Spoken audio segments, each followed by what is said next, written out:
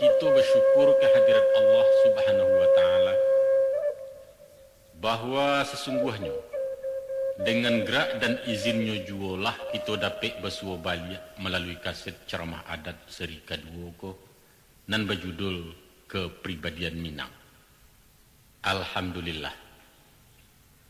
Kemudian selawat dan salam kiranya dilimpahkan kepada pemimpin besar kita Muhammad bin Abdillah, seorang yatim piatu dengan 1000 keprihatinan, penuntun umat dari alam dunia nan fana kepada darul akhirah nan abadi tiada batik. Selanjutnya salam sejahtera kepada wangku-wangku, ibu-ibu, dunsana-dunsana dan anak kemanakan para penggemar balerong dimanapun suara kami dapat diterima. Kepada paduka sekalianlah kami antarkan ceramah sederhanaku dengan harapan semoga perbincangan kita tentang adat Minangkabau dengan seluruh pantulannya akan dapat merupakan saranggeh ujung rantiang kayu dalam gemuruhnya gejolak hati pembangunan di bumi Indonesia tercinta. Mudah-mudahan ada juga manfaatnya. Adapun kemudian daripada itu, pada ceramah kaset lalu telah kita cuba menterjemahkan isyarat-isyarat nan tersimpan dalam tutur bahasa sebagai alat komunikasi langsung. Baik tujuh hikmah nan tersirat pada teknik konstruksi rumah gadang. Dan saketek disingkupkan pula perbedaan dasar antara sile awak je seni belah diri orang lain. Baik itu pun falsafah bermain alang-alang. Agaknya peninggalan-peninggalan budaya nan berbentuk non benda itu lah bercerita panjang tentang kepribadian Minang tempo dulu, sehingga baunnya semerbak sampai melintasi daerah perbatasan. Lebih jauh kita menampak seolah-olah lukisan tadi sengaja diabadikan sebagai contoh jotuladan kepada anak cucunya, kepada kita dan keturunan sundik bersundik untuk menjadikannya landasan sikap dalam hidup bermasyarakat. Namun kita menyadari bahwa nanti di suatu masa orang indak lai menyukui gaya bahasa klasik dan kurang komunikatif. Mungkin isu rumah gadang hanya akan ditemui di Taman Mini Indonesia Indah atau di Kebun Bunga Bukit Tinggi. Jurus-jurus silik Minang dan unik tinggal sebagai gambar-gambar mati dalam cerita komik. Dan kalau ada orang yang berminat menyusun karya tulis tentang Minangkabau, silahkan datang ke perpustakaan Leiden di Eropa. Catatannya tersimpan di deretan buku-buku tentang Mesir kuno, tentang kota Memphis dan Tebe nan tenggelam, juga tentang binatang-binatang purba yang punah dari permukaan bumi. Apa boleh buat? Roda sejarah memang tak dapat ditahani je tapak tangan. Hilanglah nama nang hilang. Biarkan hanyut nentara puang, tapi roh adat mesti dipertahankan. Apabila padam kepribadian Minang, padantanglah lonceng kematian Minangkabau. Tinggallah Sumatera Barat sebagai sarang yang pernah bapaunyi dahulunya. Dengan kata lain, anak-anak kita isu tidak berhak lain mendakwakan diri sebagai orang Minang. Tapi saya anak Indonesia kelahiran Sumatera bagian Barat. Kenapa itu? Sebab hakikat Minang itu bukanlah hasil seni, bukan wilayah dan juga bukan keturunan. Inyo adalah berbentuk kultur, peradaban, sikap hidup dan memantul dari doktrin adat itu sendiri. Ya, tergantunglah kepada generasi kita kini. Apakah tungkai estafet itu akan ditaruhkan atau kedilipek sampai risiko? Apa kita bersedia menjadi angkatan pengkhianat dan menggelapkan amanah? Apa kita lah siap menerima caci maki sumpah serapah di belakang hari? Apa kita relakan ada di kubur sementara kita melestarikan kehidupan gajah, harimau sampai biawak sekalipun? Jawabannya ada dalam dado kita surang-surang. Angku-angku di sana penangah. Pada kesempatan ceramah kini nangko, izinkanlah kami melanjutkan membaca bahasa-bahasa sandi dalam wujud kreativitas orang Minang. Kita pilih nan tasera, kita rangkai, kemudian dikonfigurasikan menjadi suatu bentuk nan bisa dicaliak secara konkret. Adapun objek yang kami pilihkan ialah fungsi surau sebagai sarana pendidikan formal dan informal dan latar belakang tradisi merantau bagi orang Minang. Nah baiklah. De utang bahan sua mengkolansai kato basabui mengkodape akan kita masuk saja kepada pokok perbincangan. Didulang sadulang lai pendulang ameh bangkaulu, diulang saulang lai penyambuang kaset nan dahulu. Bismillahirrahmanirrahim.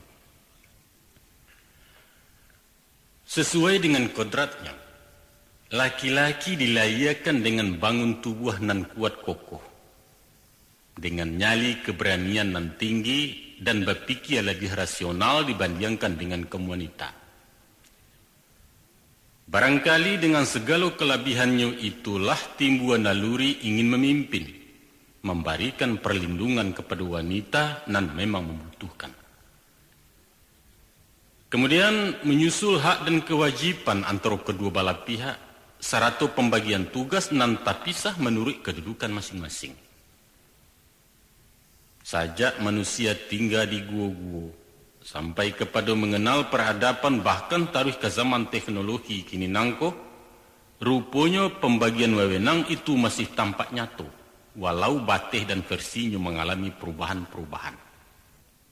Sekalipun akhirnya pihak wanita menginginkan persamaan hak, dan sebagian dah dicapainya, tapi mustahil melawan kodrat, sebab kodrat itu hadir tanpa diminta dan tanpa dituntut. Itu sebabnya perjuangan emansipasi kadang-kadang terasa tidak adil. Karena wanita tidak pernah menuntut persamaan kewajiban. Akan pincanglah jalannya masyarakat sekiranya hak disamakan sedangkan kewajiban tidak seimbang. Dalam konteks itu, Minangkabau menganut kaidah tersendiri, yaitu memberikan seluruh apa yang menjadi hak-hak wanita sesuai dengan kodratnya pula. Hak perlindungan keamanan, hak pelayanan ekonomi, kedudukan sosial dan lain sebagainya, dan kasadonya itu lah lama dimiliki wanita Minang.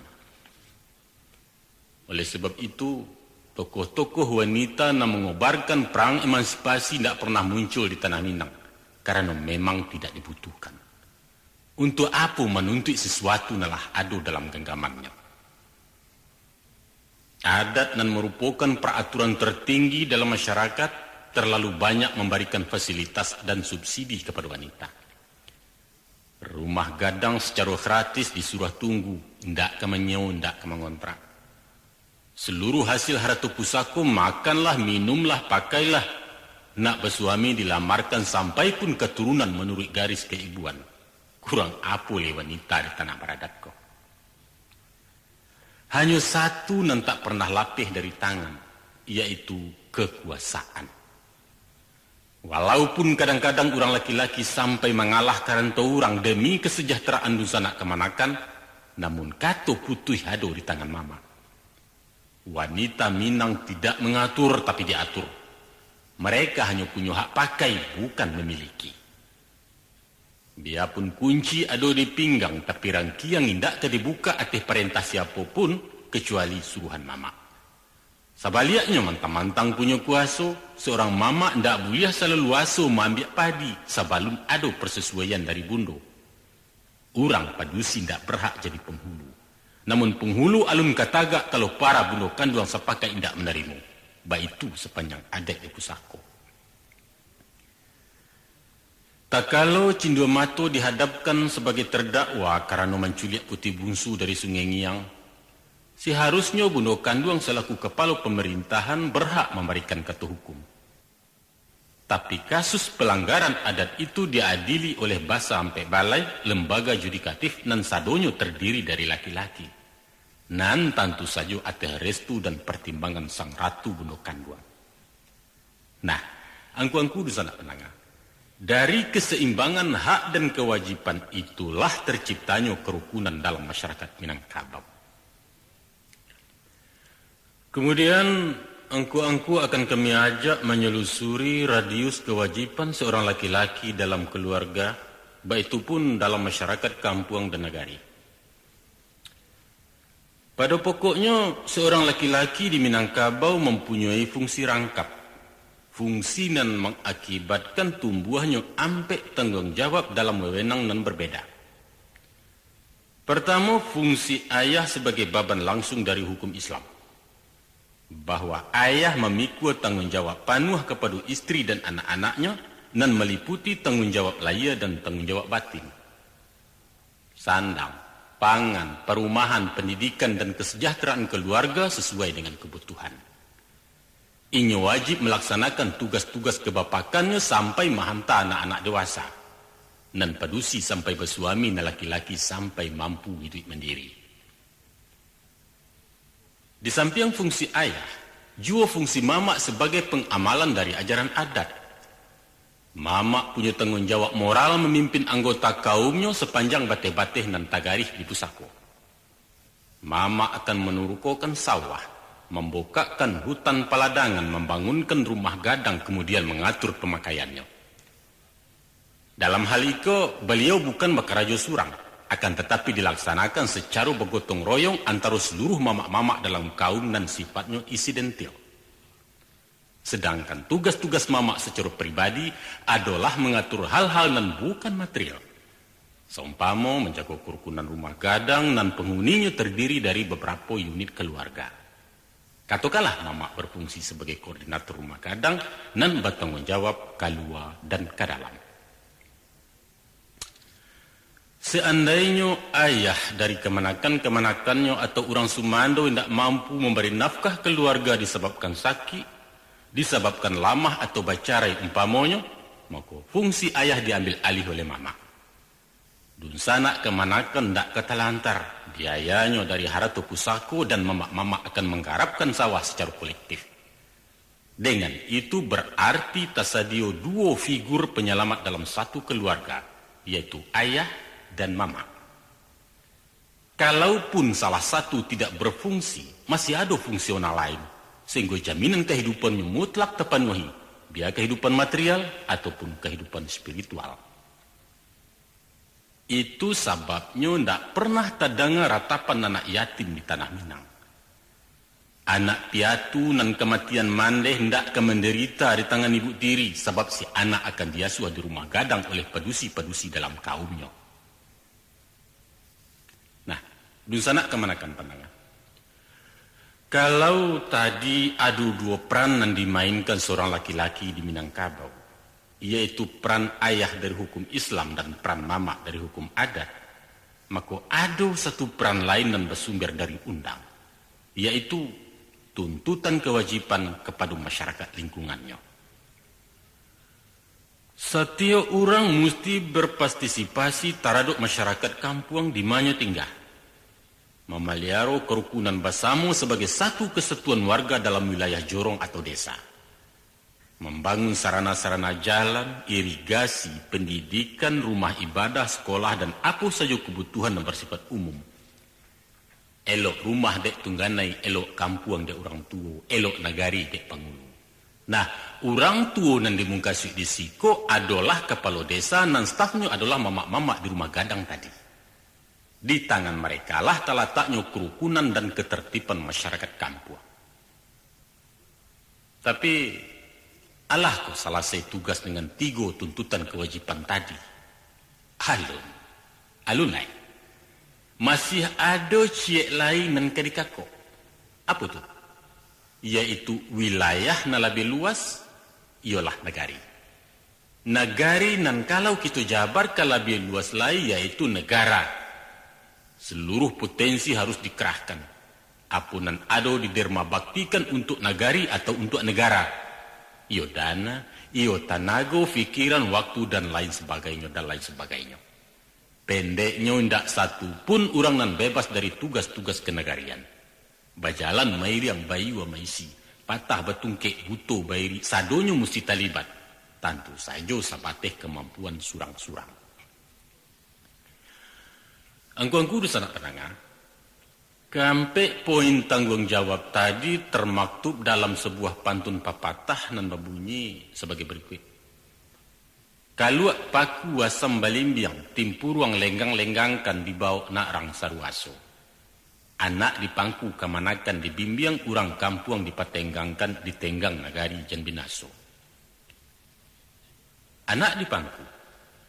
Dalam arti harfiahnya si anak menyatu jo diri ayahnya secara tunggal. Kok lari tabau lari, kok jatuh samo tarau. Patah sayuk betungkek paruah nan anak di gungguang juo. Entah kok tanah latas sirah itu wak katurang nan tinggal. Ma'ananya tanggung jawab mutlak. Jo Tuhan betul tata. Kemudian di samping memangku anak, kamanakan dibimbiang pulau. Membimbing adalah menuntun tangan orang sambil berjalan. Mungkasuitnya mengarahkan kanan bahaya. Membawa kanan bana menunjukkan di malawi ensati rantau nan betua. Nanti kalau lah tibu di jalan data, kabui tarang hujan lata dua maku kemanakan dilapeh-lapehkan. Disuruh melangkah surang diriangkan dari belakang dibari pituah dari jauh. Barangkali sistem iku ada persamaannya dengan semboyan pendidikan nasional kita, yaitu Tut Wuri Handayani. Kini anaklah dipangku. Kamanakanlah dibimbing, maka orang kampung pun dipatenggangkan. Tenggang adalah kata-kata Minang nalah di Indonesia kan. Menurut arti aslinya, ialah kira-kira sama jauh sahu, perbuatan atau karya macam tu. Tidak dapat bertenggang, artinya buntu segala usaha. Mempatenggangkan, membantu, menanggulangi. Tenggang raso pengertiannya toleransi. Orang kampung dipatenggangkan yaitu usah na hidup surang. Ciptakan pemerataan sosial. Hilangkan gap antara si kayo dan si miskin supaya jangan timbul keresahan. Keresahan na menjadi pangka bala gangguan kaptipmas. Kok tumbuh hawa di lereng agak itabi yang jangan runtuh bukit jangan sampai ke panesan agih lalu waya nak taju. Usah bak sudu-sudu di tepi jalan. Dijambo kanai miangnya, dijuluak kanai gatahnya, dipanjek kanai durinya, kesudahannya diparun dah orang lalu. Nah, baapulo caronyo menenggang nagari jan binaso. Tanah sebingkah laba punyo, rumput sahalai laba miliak, tapi malu na nalun babagi. Rimbo dipancang untuk parak, rawang dipetak untuk sawah, tepian laba untuk pandam laba tantu, tapi raso kepentingan basamu punya orang sanagari. Caroba suku tagak di suku, caroba negari tagak di negari. Kok malu di atas hino di baruah, takajuit di mudiak tagamang di ilia, mamak di pintu utang kemanakan di pintu bayar. Oleh sebab itu, indahlah mudah menjadi orang Minang kok. Sulit. Tanggung jawabnya luas dan rumit. Babannya barek gayut bagayut. Kapalo sarik berjunjungan bau barisi keduanya suuk kida menjenjiang pulau. Tapi itulah resiko sebagai pemimpin. Pemimpin dan ditanya tentang kepemimpinannya. Ditanya dek manusia dan dipimpin, ditanya dek Allah yang memberikan pimpinan. Sadonya mesti dipertanggungjawabkan kini ataupun iswa. Para penangan kami hormati. Banyak orang yang berpendapat dan kadang-kadang ada juga keluhan dari dalam bahawa orang laki-laki di Minangkabau terlampau diberi ibaban. Sehingga timbul ucapan sinis dan mengatakan laki-laki dijajah wanita. Atau ada nambai buati. Semalang-malang nasib orang adalah nasib laki-laki di tanah Minang. Tak ubahnya bak buruh kontrak di tanah Delhi. Sepanjang hidupnya disumbangkan untuk perusahaan sedangkan milik pribadinya ditiadakan. Diramunyo kayu karimbo, dialahnya batu ang yuanau. Maka tagaklah rumah gadang gajah maharam dan salanja kudu balari sepakiak budak maimbau salayok ubin malayang. Selesai rumah dibangun, maka antrilah kemanakan ke biliaknya surang-surang. Sedangkan bagi si mamak dan bajari hendak ada lantai dan baladia.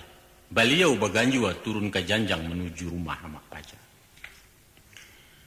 Tiba di rumah anak rasa menompang.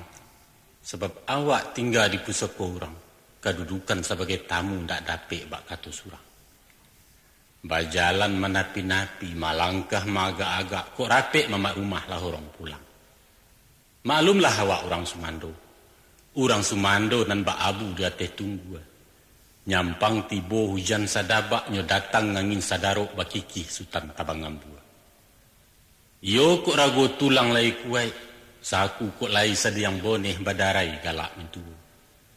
Tibo masonyo daun rogek batang lacondong, tampua indak bagatah lai, mako diguluang baju di pabunta maretek kaki turun janjang, kasurau juo kesudahannya. Di pangkua sawah kemanakan, di lambuak tanaman kareh di tuga tanaman mudo nandape anyo makan di dangam. Asianyo pantang dibawa pulang, sebab itu pusako tinggi tacalo bana dalam adat. Batanam di sawahan, baladang di parak bini, tibo mamak dibagi-bagi, sebab haratu pusako orang, kasudahanmu, kalapau dimakan kanyang. Maka kesimpulannya, orang laki-laki Minangkabau hidup tak bermilia. Hubungan jo anak indah akrab, tabateh jo dindiang adat. Harga dirinya hilang, status sosialnya kabua dan inyo hidup tanpa harapan dan tanpa jaminan hari tua. Nah, untuk mengembalikan harkat kemanusiaannya itulah mangku inyo marantau jauh kawin jupadusi orang lain. Di negari orang inyo menemukan kembali miliknya nalah hilang. Inyo membangun rumah tangga dan dirinya sendiri jadi tuan. Nyo mencari jabatan surang dak ada orang ke mana guanya, dak ada orang ke mengumando. Nyo makan barana anak indak mituo ke maupe atau pembayan ke menyindir. Di rantau ndak ada urun sanak ke mausia ndak ada ke manakan ke menggaduah kok tibo mamak jadi tamu. Nyo hidup bebas tanpa basa-basi, tanpa katu pemanih dan memuakkan. Di sekolah baru tarasu jadi orang. Jadi pada hakikatnya, orang Minang marantau adalah pelarian. Marantau sebagai pernyataan protes terhadap struktur adat, sistem masyarakat nan senjang penuh kemunafikan. Marantau adalah manifestasi dari pemberontakan dingin kepada aturan kaku, aturan nan dirinya sendiri tidak mampu merubahnya dari dalam. Kini timbul pertanyaan. Iyo ba itu? Kok kaji ya? Batua ko orang awak marantau adalah hijrah dari masyarakat jahiliyah ke masyarakat peradaban. Iyo ko orang Minang maranyu pai marantau ulah dijajok di nagari. Kalau kami ke menjawab pertanyaan ko, maka kami mengatakan indah. Ndak begitu. Tapi batua ko orang Minang lah menciptakan kekeluargaan patrilineal, yaitu kekeluargaan yang bersifat ayah anak, dan meninggalkan matrilineal kekeluargaan mamak kemanakan. Jawabnya secara praktis iyo, tapi secara ideologis indah. Apa alasan kami mengatakan begitu? Tradisi merantau lah mendarah mendaging bagi orang Minang sejak siswa. Barangkali ikulah salah satu warisan tertua dari nenek moyang sebagai suku petualang di daratan Asia. Pada mulanya merantau antar nagari atau antar luak di Minangkabau. Kemudian berkembang ke daerah tetangga, ke Jambi, ke Riau, ke Mandailing atau paling jauh ke Bengkulu.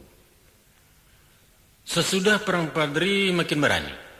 Lahado namuju barang ke Pulau Jawa sampai menjalang Japang Masua. Waktu itu sifatnya baru rantau musiman, yaitu hendak membawa keluarga dan sekali setahun pulang. Hari kepuaso tiba di rumah habis rayo balik pulau itu sepanjang musim. Tapi lewat tahun 50 terjadi perubahan total dari bantuan tradisional kepada cara yang lebih maju. Mungkin akibat pengalaman baik masuk Malaysia ditambah masuk Jepang juga darurat, maka sesudah terbuka perhubungan orang awak lingkup kabut karantau membawa keluarga. Sehingga kampung langang nagari tinggal orang lah habis merantau Cino. Keadaanku bertambah parah sesudah nagari bagolak tahun 60-an. Kini ko lawasera anak Minang maunyi nagari laweh antara Aceh Irian Jaya. Bahkan sampai ke Brunei ke Malaysia. Iduit rukun je penduduk asli ditampe inyo inggo mencakam dengan berbagai profesi jalan iduit. Tidak saja di kota-kota Gadang, tapi sampai ke desa-desa, ke gunung-gunung, di pasar, di kantor, di pabrik, di oto, tapi jarang di sawah atau di ladang. Kita balik ke pokok persoalan. Akibat dari pengaruh lingkungan, ditambah dengan kondisi dan jauh dari campur tangan pusako, nampaknya kehidupan di rantau praktis di luar ikatan-ikatan adat. Unit keluarga hanya terdiri dari suami, istri, dan anak-anak. Sedangkan dunsana je kemanakan lah membantu keluarga bebas pulau bersama orang Sumando. Kok lai tandang batandang basuo masu warisan, sifatnya sekadar silaturahmi. Satu kenyataan bahwa lah terjadi pergeseran dari bantu matrilineal kepada bantu patrilineal secara umum. Akan tetapi, siapapun tidak dapat membantah kalau di luar itu nilai-nilai adat tetap dijunjung tinggi. Orang masih tunduk kepada tata krama kekerabatan famili.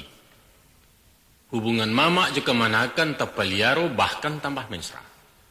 Minantu tetap digalai, baipa, babisan, basumando, menyumando, babako, babaki, tarui harago maragui.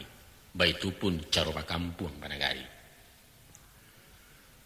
Pernah pada suatu hari terdengar dialog antara ayah Joana dan cukup berkesan untuk disimak. Itu sebagai bukti. Ada seorang laki-laki suku Caniago menyumando ke orang Sekumbang. Tinggalnya di Medan. Anak beliau bernama Ervan, sedang duduk di bangku SMP.